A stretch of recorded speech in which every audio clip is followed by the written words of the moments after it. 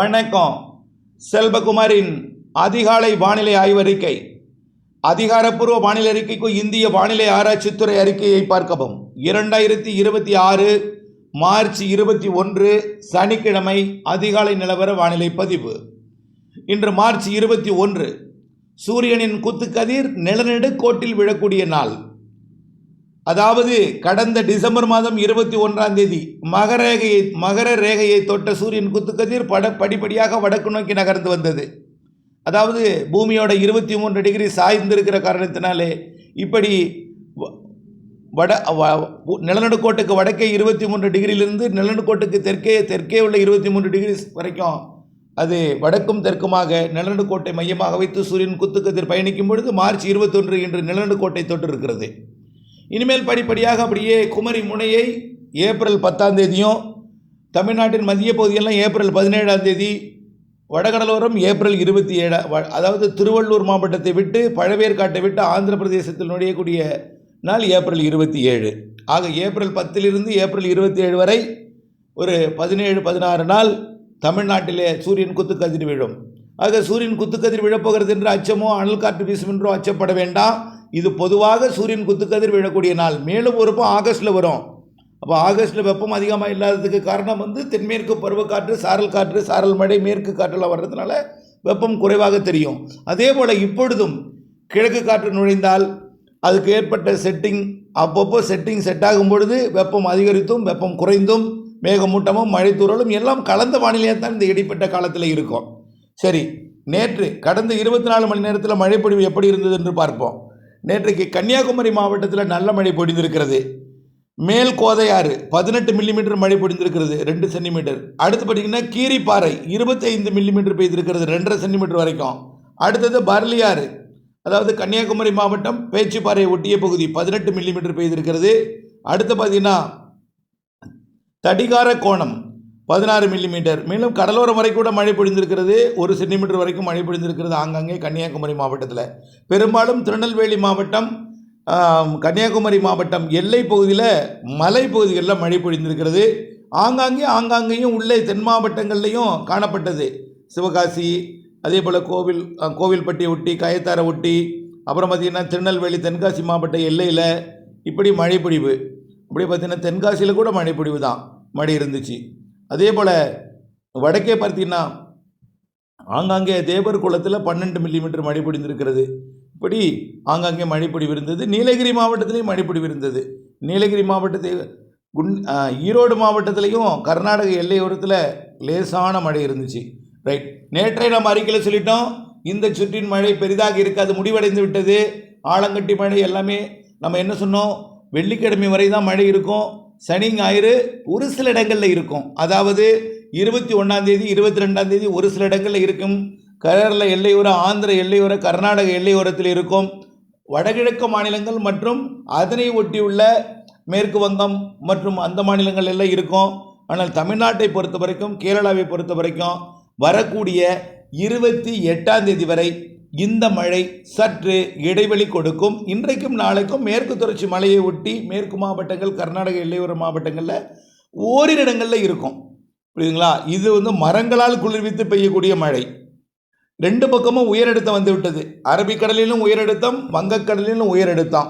இதனால் என்ன ஆகும், உயரழுத்தம் எப்படி சுழல்கிறதோ தெற்கே வந்தால் உயரழுத்தம் அதாவது வங்கக்கடலையே தமிழ்நாட்டுக்கு அப்பால் வடக்கே இருந்தால் அது உயரழுத்த காற்று வடக்கிலிருந்து வடகிழக்கிலிருந்து தென்மேற்காக காற்று பயணிக்கும். நேர்கிழக்கே இருந்தால் கிழக்கிலிருந்து மேற்காக பயணிக்கும். இன்னும் கொஞ்சம் தெற்கே இறங்கி வந்தால் தென்கிழக்கிலிருந்து வடமேற்காக காற்று பயணிக்கும். அதாவது உயரழுத்தம் எங்கே இருக்கிறதோ அதை பொறுத்து காற்று கடற்கரை ஓரம் நுழைவதும் உள்ளே பயணிப்பதும், அரபிக்கடல் சிஸ்டமும் அதே போல தான். எங்கே உயரழுத்தம் இருக்கிறதோ அதை பொறுத்து அந்த கடலிலிருந்து வரக்கூடிய, அதாவது குடைபோல் இறங்கி அப்படியே தரையேறக்கூடிய காற்றோட இடம் மாறுபடும், வழித்தடம் மாறுபடும். அதன் அடிப்படையில் இப்போ எப்படி பயணிக்கும்னு பார்த்தீங்கன்னா, கிழக்கு திசை காற்று மேற்கு நோக்கி பயணிக்கும், பாலக்காட்டு கணவாய் வழியாக வெளியேறும். அதனால் இப்போ என்னாக போகுதுன்னா, கடலோர மாவட்டங்களில் வெப்பம் குறைவாக தான் இருக்கும், அதில் பெருசாக இருக்காது. நீங்கள் குளிர்சாதன வசதியில் இருந்துகிட்டே இருந்தீங்கன்னா அல்லது வெயிலில் பழக்கப்படாமல் இருந்தீங்கன்னா வெயில் அதிகமாக தெரியும். பெரும்பாலும் 35 டிகிரி செல்சியஸுக்குள்ளே தான் இருக்கும். சுமார் 95 டிகிரி ஃபாரன்ஹீட் தான் இருக்கும், அதுக்கு கீழே தான் இருக்கும் கடலோரத்தில். உள்ளே போக போக திருச்சிக்கு மேற்கே போக போக தான் கொஞ்சம் கூடும். 95 என்பது 96, 97, 98 வரைக்கும் போகும். கரூர்லாம் 98 டிகிரி ஃபாரன்ஹீட் கரூர் போகும். அதே போல் ஈரோடும் 98 டிகிரி ஃபாரன்ஹீட் போகும், 100 டிகிரி போகாது. அப்புறம் தாராபுரம், உடுமலைப்பேட்டை, பொள்ளாச்சி இந்த பகுதி வழியாக பாலக்காட்டு கணவாய் வழியாக இந்த கிழக்கு காற்று பயணிக்கும் என்பதனால கிழக்கு கரையோரம் நுழையக்கூடிய காற்று வெப்பமடைந்து ஆவியாகி மேலெழுந்துடும். இது எங்கே போய் சேரும்? வளிமண்டலத்தில் போய் இருக்கும். இதுதான் ஆலங்கட்டி மழை, புரியுதுங்களா? இப்போல்லாம் ஆலங்கட்டி மழை இப்படியே கொஞ்சம் கொஞ்சமாக போய் வளிமண்டலத்தில் சேர்ந்துட்டே இருக்கும். ஆலங்கட்டி மழையோட விளக்கத்தையும் கொடுத்துட்டே வர்றேங்கிறங்க. இப்போ என்ன செய்யும்? இன்றைக்கி காற்று வெப்பமடைந்து லேசாகி மேலே போவோம். அது குளிர்வித்து மழையாக மாறினா மழையாக மாறிடும். இப்போ இன்றைக்கி உள்ளது மேலே போயிடும், காற்று வெப்பமடைந்து மேலே போயிடும், நீராவி மேலே போயிடும், நீர் மேலே போயிடும். வறண்ட காற்றா கீழே மேற்கு நோக்கி போகும். அப்போ போய் பொள்ளாச்சியில் வெப்பத்தை கூட்டும். இன்றைக்கு பொள்ளாச்சியில் 36 டிகிரி இருக்கும் செல்சியஸ், அதாவது 95 டிகிரி ஃபாரன்ஹீட்டுக்குள்ளே இருக்கும். அப்படியே கொஞ்சம் கொஞ்சமாக சிவகாசி, விருதுநகர் இதுவும் கொஞ்சம் கூடியிருக்கும். மதுரை, பாளையங்கோட்டையும் கூடியிருக்கும். ஆனால் நம்பர் 1 இனிமேல் வரக்கூடிய ஒரு 4-5 நாட்களுக்கு நம்பர் 1 இடம் வெப்பம் உயரக்கூடிய இடம் பொள்ளாச்சி. ஏன்னா பாலக்காட்டு கணவாய் வழியாக அரபிக்கடல் நோக்கி காற்று போகும். அரபிக்கடல் உயரழுத்தம் அது ஓமனை ஒட்டி, ஓமன், ஏமன் மற்றும் அதனை ஒட்டியுள்ள வளைகுடா பகுதியில் நீடிக்குது. அங்கே தான், அதனால தான் அங்கே மழை பெய்ய போகுதுன்னு சொல்லிட்டு இருக்கோம். அதனால் விலகி இருக்குது. அதனால் கிழக்கு காற்று தான் மேற்கு நோக்கி பயணிக்க போகுது. இதனால் மேற்கு நோக்கி பயணிக்கிறதுனால காற்று வறண்டு மேற்கே அனலாக கொடுக்கும். பொள்ளாச்சி 98, 97 டிகிரி ஃபாரன்ஹீட்டாக இன்றைக்கி இருக்கும். நாளைக்கு 98, 99 டிகிரி ஃபாரன்ஹீட்டாக இருக்கும். வரக்கூடிய திங்களிலிருந்து வியாழன் வரை, திங்கள் முதல் வியாழன் வரை, அதாவது நான் இன்றைக்கு தேதி 21, நாளைக்கு ஞாயிறு 22, 23, 24, 25, 26, 23, 24, 25, 24 இந்த 4 நாளும் பொள்ளாச்சி 100 டிகிரியை தொடும். பயப்பட வேண்டாம். 100 டிகிரியை தொட்டாலும் மீண்டும் மழை வரப்போகிறது. அதற்கு பிறகு 28ஆம் தேதிக்கு பிறகு அதையும் முதல்ல நினைவுபடுத்த விரும்புகிறேன். இப்போது இந்த திங்கள், செவ்வாய், புதன், வியாழன் உச்சபட்ச வெயிலை தொடும். தமிழ்நாட்டிலே அதிக வெயிலாக இருக்கக்கூடிய இடம் பொள்ளாச்சியாக இருக்கும். அப்போ பொள்ளாச்சி இருந்தாலே கிணத்து கிடப்பும் அப்படி தான் இருக்கும். அப்படியே பார்த்தீங்கன்னா நெகமம், கருமாபுரம், காட்டம்பட்டி, தாராபுரம், உப்பாறு அணைக்கட்டு பகுதி, இங்கே எல்லாமே உடுமலைப்பேட்டை, அப்படியே மடத்துக்குளத்திலேருந்து வெப்பம் அதிகமாக இருக்கும். தாராபுரத்துக்கு மேற்கே கரூர் கொஞ்சம் குறைவாக இருக்கும். அரவக்குறிச்சி கொஞ்சம் கூடுதலாக இருக்கும். அரவக்குறிச்சியை விட கரூர் கொஞ்சம் குறைவாக இருக்கும். எவ்வளோ இருக்குன்னா 98 டிகிரி ஃபாரன்ஹீட், ரொம்பலாம் குறைவில்லை. 97, 98 டிகிரி ஃபாரன்ஹீட்டாக இருக்கும். ஈரோடும் அதே போல் 98, 97 டிகிரியாக இருக்கும். ஆனால் ஈரோடு கரூரை விட பொள்ளாச்சி கூடுதலாக இருக்கும். திங்கள், செவ்வாய், புதன், வியாழன். ஈரோடு கரூரை விட சேலம் குறைவாக இருக்கும். சேலத்தை விட ஈரோடு குறைவாக இருக்கும் இப்போது. ஆனால் இப்போ சூரியன் குத்துக்கதிர் தெற்கிலிருந்து தென் மாவட்டங்கள் நோக்கி வந்து கொண்டிருக்கிற காரணத்தினால கொஞ்சம் சிவகாசி, கோவில்பட்டி, அப்புறம் பார்த்திங்கன்னா சாத்தூர், விருதுநகர், இந்த மதுரைக்கும் திருநெல்வேலிக்கும் இடைப்பட்ட பகுதியில் பாளையங்கோட்டை, திருநெல்வேலி உட்பட கொஞ்சம் வெப்பம் அதிகமாக இருக்கும். அது எப்போ? வரக்கூடிய திங்கள் முதல் வியாழன் வரை, அதாவது 23, 24, 25, 26 இந்த தேதிகள் அதிகமாக இருக்கும்.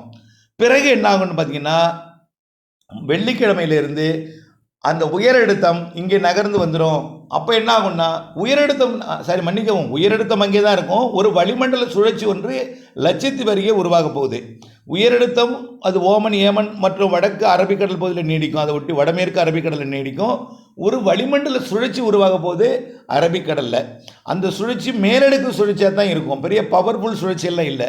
இதனால் என்ன ஆகும்னா இந்த தினசரி இன்றைக்கு வெப்பமாகி மேலே போனது, நாளைக்கு வெப்பமாகி மேலே போனது, திங்கள், செவ்வாய், புதன், வியாழன் ஆகிய நாட்கள் வெப்பமாகி மேலே போனது எல்லாமே அது மலைக்கு மேலே கர்நாடகாவிலையும் கேரளாவிலையும் வளிமண்டலத்தில் குவிக்கப்பட்டு ஃப்ரீஸ் ஆகிட்டே இருக்கும் கொஞ்சம் கொஞ்சமாக.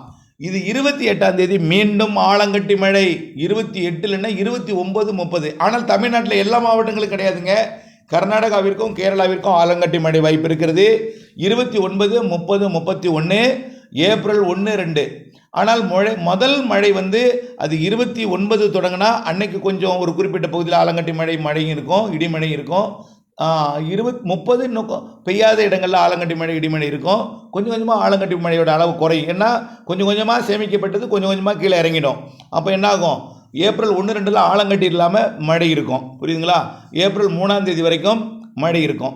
இந்த கேரள, கர்நாடகா ஆலங்கட்டி மழை மற்றும் தமிழ்நாட்டின் மேற்கு தொடர்ச்சி மலைப்பகுதிகளுக்கும் மாலை இரவு இடிமழை பொழிவை கொடுக்கும். 29, 30, 31, 1, 2, 3ஆம் தேதி 3 நாட்களுக்கு மன்னிக்கவும் 6 நாட்களுக்கு கேரளாவிலையும் கர்நாடகாவிலையும் கொடுக்கும். அப்போது தமிழ்நாட்டின் கர்நாடக கேரள எல்லையோர மாவட்டங்கள் மலைப்பகுதிகளுக்கு வரக்கூடிய 29, 30, 31 ஏப்ரல் 1, 2, 3 தேதிகளில் ஆலங்கட்டி மழைப்பொழிவை கொடுக்கும். ஆனால் தமிழ்நாட்டுக்கு பெரிதாக ஆலங்கட்டி மழைப்பொழிவை கொடுக்காது. வெப்பத்தை தணிக்கும். மேற்கு காற்று நுழையும். Pollachi 98 degree, 99 degree, 100 degree Fahrenheit எட்டுன்னு சொன்னமா, அந்த திங்கள் செவ்வாய் புதன் வியாழன் அப்படியே தலையிட வெள்ளி அப்படியே குறையும். 98 குறையும், 97 குறையும், 95 குறையும், 91 டிகிரி ஃபாரன்ஹீட்டாக குறைஞ்சிடும். எங்கே? பொள்ளாச்சி. சரி, அப்போ எங்கே கூடும்? ஏதோ ஒரு இடத்துல கூடும். மேற்கு காற்று கிழக்கு காற்று ரெண்டுமே உயரெடுத்த காற்று தான். இது காற்றில் வெப்பத்தால் லேசாக்கி மேலெழுந்து போனதை கேரளாவில் மேற்கு தொடர்ச்சி மலையில் குளிர்வித்து அங்கே வளிமண்டல சுழற்சி குளிர்வித்து மழையாக பொழிந்துடும். அது ஒருவேளை மேற்கு காற்றோட வேகம் கூடினால் கர்நாடக எல்லையோர மாவட்டம் கிருஷ்ணகிரி, தருமபுரி, சேலத்திற்கும், ஈரோட்டிற்கும், கோயம்புத்தூருக்கும், திருப்பூருக்கும், அதே போல் கண்டிப்பாக நீலகிரிக்கும் வால்பாறைக்கும் மழை இருக்குங்க. அந்த 29, 30, 31, 1, 2, 3 இருக்குல்ல, நீலகிரிக்கும் வால்பாறைக்கும் கண்டிப்பாக மழை இருக்கும். 29, 30, 31 மற்றும் 1, 2, 3 நீலகிரி வால்பாறை மழை இருக்கும். கன்னியாகுமரிக்கும் மழை இருக்கும். கன்னியாகுமரியை தாண்டி ஆரல்வாய் மொழி வரைக்கும் ஆங்காங்கே இடிமழை இருக்கும். செங்கோட்டைக்கு இருக்கும், புளியகுடிக்கு இருக்கும், கிருஷ்ணாபுரத்துக்கு இருக்கும், சதுரகிரி மலையில் இருக்கும். ஏலக்காய் சாகுபடி ஏலக்காய் சாகுபடி பகுதி கேரளாவில் இருக்கும். தேனி ஒட்டிய கேரள பகுதி இருக்கும். இங்கெல்லாம் இருக்கும் கண்டிப்பாக 29, 30, 31, 1, 2, 3. அது சில நாள் அப்படியே கேரள எல்லையோர மாவட்டங்களின் மேற்கு பகுதிக்கு மழைப்பிடிப்பை கொடுக்கும். கர்நாடக எல்லையோர மாவட்டங்களின் மேற்கு பகுதிக்கு மழைப்பிடிப்பை கொடுப்பதற்கு வாய்ப்பு இருக்குது. ஆனால் 6 நாளும் வராது. ஏதாவது 2 நாள் 3 நாள் வரும் மழைப்பிடிப்பை கொடுக்கும். இன்னும் கொஞ்சம் காற்று மேற்கு காற்று கூடினால் கொஞ்சம் வட உள் மாவட்ட பகுதிகளுக்கும் ஆந்திர எல்லையோரம் வரைக்கும், திருப்பத்தூர், வேலூர் வரைக்கும், திருவண்ணாமலை வரைக்கும், கல்வராயன் மலை வரைக்கும், அதே போல் சேலம் மாவட்டத்தின் கிழக்கு பகுதி, நாமக்கல் மாவட்டத்தின் கிழக்கு பகுதி வரைக்கும், கரூர் வரைக்கும் கூட ஆங்காங்கே இடிமழை பிடிவை கொடுக்கலாம். நான் இப்போ அதை உறுதிப்படுத்தலை. இப்போ எங்கே மட்டும் உறுதிப்படுத்திருக்கிறேன்? 29, 30, 31, 1, 2, 3 கேரள எல்லையோரம் கேரளாவுக்கு மட்டும் கொடுத்துருக்கேன். நீலகிரிக்கு, வால்பாறைக்கு, தேனிக்கு, கன்னியாகுமரிக்கு கொடுத்துருக்கேன். அதுக்கு கிழக்கே வருவதற்கு வாய்ப்பு இருக்குது. அது எந்த அளவிற்கு மேற்கு காற்றோட வேகம் எடுக்கும்னு பார்க்கணும். கிழக்கு காற்றோட வேகம் குறைஞ்சாதான் மேற்குலேருந்து வரும். கிழக்கு காற்றும் இருக்கும், மேற்கு காற்றும் இருக்கும். சந்திக்கும் இடத்துல மழைப்பிடிப்பை ஏற்படுத்தும். பெரும்பாலும் மேற்கு தொடர்ச்சி மலையில் தான் சந்திப்பை ஏற்படுத்தும். மேற்கு காற்றோட வேகம் கூடனா உள்ளே வரலாம். இப்போ வரைக்கும் மேற்கு காற்றோட ஊடுருவல் கேரள எல்லையோரம் மட்டும்தான் தெரியுது. 29, 30, 31, 1, 2, 3 அது ஆலங்கட்டி மழையாக கேரளா, கர்நாடகாவில் கொடுக்கும். தமிழ்நாட்டிலையும் மலைப்பகுதியில் கொடுக்கும். சார், இந்த மாதிரி ஆலங்கட்டி மழை தான் சார் இனிமேல் இருக்குமா? இல்லை, அப்படி நினைக்க வேண்டாம். ஏற்கனவே கடந்த 2-3 நாட்களுக்கு முன்பு ஆலங்கட்டி மழைப்பிடிப்பு கொடுத்த செட்டிங் போல மீண்டும் ஒரு செட்டிங்கை தவிர இதே செட்டிங் மீண்டும் வரும் என்பதற்கான ஆதாரம் இல்லை. காரணம் என்னென்னா, உயரழுத்தம், வலிமையான உயரழுத்தம்லாம் வடகிழக்கு மாநிலங்களில் போய் மழைப்பிடிப்பை கொடுத்துட்டு இருக்கு. வட இந்தியாவில் மழைப்பிடிப்பு கொடுத்துட்டு அங்கேயும் ஐஸ் கட்டி மழை கொடுத்தாலும் வெயில் அடித்து மழை வந்தாலே ஆலங்கட்டி மழை இருக்குங்க. நீங்கள் மறந்துட்டீங்க. எல்லா மழையிலையும் வெயில் காலத்தில் ஆலங்கட்டி மழை இருக்கும். ஆனால் இப்போ கூடுதலாக பெய்திருக்கிறது காரணம் என்னென்னா, கொஞ்சம் சில இடங்களில் பாலக்காட்டு, கணவாய், பொள்ளாச்சி போன்ற பகுதிகளெல்லாம் வெப்பம் அதிகரித்தது தான். அதிகரிக்கும் பொழுது என்ன ஆகுதுன்னா, அங்கே அதிகரிக்கிறதுனா ஈரப்பதம் மொத்தம் வறண்டு மேலே ஏறிடுது. அதனால ஏற்படக்கூடியது. இது மாதிரி எப்போதும் இல்லை. இந்த ஒரு முறை அதுமாதிரி ஏற்படும், அடுத்த முறை ஏற்படும்னு நீங்கள் நினைக்க வேண்டாம். அடுத்த முறை வெப்பச்சலன இடிமழையாக பரவலாக தான் கொடுக்கும். எங்காவது ஒரு இடத்துல வழக்கமாக போன வருடம் அதற்கு முன்பு கொடுத்தது போல் ஆந்திர எல்லையோர, கர்நாடக எல்லையோரத்தில் ஆலங்கட்டி மழைப்பொழிவு கொடுக்கலாமே தவிர எல்லா இடத்துக்கும் இப்படி பரவலாக அச்சமூட்டும் வகையில் கரையாத ஆலங்கட்டி மழையெல்லாம் இருக்காது. போட்டு குழப்பிக்க வேண்டாம். ஆகவே பல்வேறு தகவல்களை, கற்பனை கதைகள் எல்லாம் நீங்கள் கேட்டுக்கொண்டு மனதில் குழப்பிக்கொள்ள வேண்டாம் என்று அன்போடு கேட்டுக்கொள்கிறேன். ஆகவே மீண்டும் தமிழ்நாட்டில் பிற பகுதியெல்லாம் மழை எப்படி இருக்குன்னா, இப்போ மழை கிடையாது. இதமான வெப்பம் தான். வெப்பம் இருக்கும். எப்படி இருக்கும்? 95 டிகிரி 96 தான் இருக்கும். திருச்சிக்கு மேற்கே தான் 96க்கு மேலே போகும். ஃபாரன்ஹீட் 97, 98 திருச்சிக்கு அது இப்போ ஆரம்பத்தில் பொள்ளாச்சியும், அதுக்கப்புறம் கரூர், ஈரோடும், அப்புறம் வேலூரை முன்னேறும். தெரியுதுங்களா? ஆரம்பத்தில் பொள்ளாச்சி, அப்புறம் கரூர், ஈரோடு, அப்புறம் தான் வேலூருக்கு முன்னேறும். அப்போ சில நேரங்களில் மேற்கு காற்றோட கூடுதலுக்கு வேகம் இருந்துச்சுன்னா அதுக்கு கரூருக்கும் வெப்பத்தை தணிக்கும், ஈரோடுக்கும் வெப்பத்தை தணிக்கும். எங்கே கூட்டும்? அது சேலத்துக்கு கூட்டும், வேலூருக்கு கூட்டும். இப்படித்தான் மேற்கு காற்றோட வேகத்தை பொறுத்து 29, 30, 31, 1, 2, 3, 4 எப்படி இருக்கும் என்பதை பார்க்கணும். கடலோர மாவட்டங்களை பொறுத்த வரைக்கும் இரவில் குளிர், பகலில் வெயில், இதே நிலை தொடரும். இரவில் குளிர்ந்திருந்து இல்லையா? நேற்றைக்கு எப்படி இருந்துச்சு? ஜிலு ஜிலுன்னு குளிர் காற்று வீசியது. சில நேரம் போர்வை போட்டு கூட போர்த்தி கொண்டு தான் தூங்க முடிந்தது. அப்படி தான் இருந்துச்சு. கடலோர மாவட்டங்களில் குளிராக இருந்துச்சு, குளிர்ந்த சீதோஷ நிலை. காரணம் உயரழுத்தம். 24 மணி நேரம் உள்ளே நுழையக்கூடிய உயரழுத்தம். அது இரவு நேரங்களில் சூரியன் இல்லாத காரணத்தினால குளிர்ச்சியான காற்றையும், பகலிலே அதே உயரழுத்த காற்று, குளிர்ந்த காற்று வெப்பமடைந்து மேலெழுத்திய பிறகு வறண்ட காற்றாக மேற்கு நோக்கி போகும். அப்போ கடலோரம் கொஞ்சம் வறண்டு போனாலும் முழுமையாக ஈரப்பதம் வறண்டு போயிடாது. அதனால் இதமான வெப்பம் இருக்கும். 100 டிகிரியை தொடாத, அச்சப்பட வேண்டாம். வெயிலே காணாதவங்க ஏசிலே இருந்துட்டு வெளில வர்றவங்களுக்கு 100 டிகிரியாக இருக்கும். அதையும் நான் முதல்ல தெரிஞ்சுக்கிறேன். உணரும் வெப்பம் தான் அதிகமாக இருக்கும். ஆகவே பொதுவாக வெப்பமானி எடுத்து பார்த்தீங்கன்னா அளவாக தான் இருக்கும் என்பதை வெப்பமானியில் நீங்கள் வெப்பம் எவ்வளோன்னு டெம்பரேச்சர் செக் பண்ணிங்கன்னா உங்களுக்கு புரியும். ஏப்ரல் மே மாதங்களில் நிகழ்வு இருக்குன்னு சொல்லியிருக்கிறேன். ஏப்ரல் 2வது வாரத்தில் நிகழ்வு இருக்குது, மழை இருக்குன்னு சொல்லியிருக்கிறேன். 2வது வாரத்தில் இருக்குது, வாய்ப்பு இருக்குது. அவையெல்லாம் ஆய்வில் இருக்குது. தொடர்ந்து இணைந்த இருங்கள் அப்டேட்ஸுடன். ஆகவே அடுத்த மழை மேற்கு தொடர்ச்சி மலை மாவட்டங்களுக்கு சொல்லியிருக்கேன். உள்ள வருமான ஆய்வில் இருக்குன்னு சொல்லியிருக்கேன். தொடர்ந்து இணைந்தே இருங்கள் அப்டேட்ஸுடன். நன்றி.